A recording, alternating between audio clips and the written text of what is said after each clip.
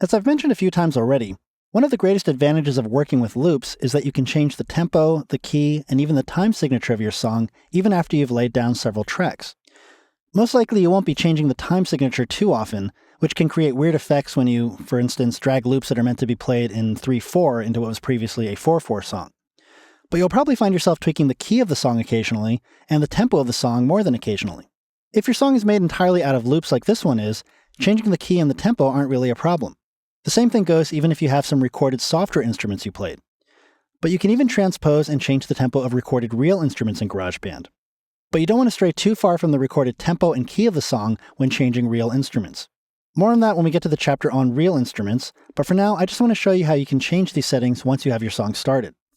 To change the song's tempo, the easiest thing to do is to come up here to the display area, make sure you're displaying the beats and project info, and then just click and drag the tempo setting. You can drag up or down to increase or decrease the speed of the song.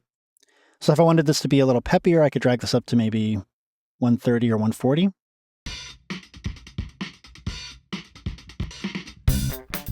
Or I could slow it down to, say, 110.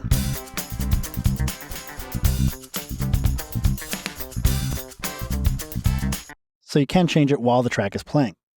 Now, generally, you probably don't want to stray too far from the original tempo, because getting too slow or too fast can make your song start to sound strange or artificial. I'm going to set this back by double-clicking the tempo and just typing in 120 again. To change the key of your song, click the current key and select a new one.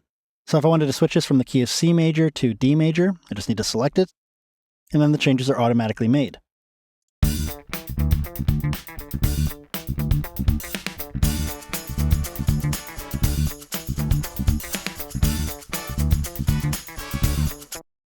Again, you don't want to stray too far away from the original key, or else things might start sounding a little weird.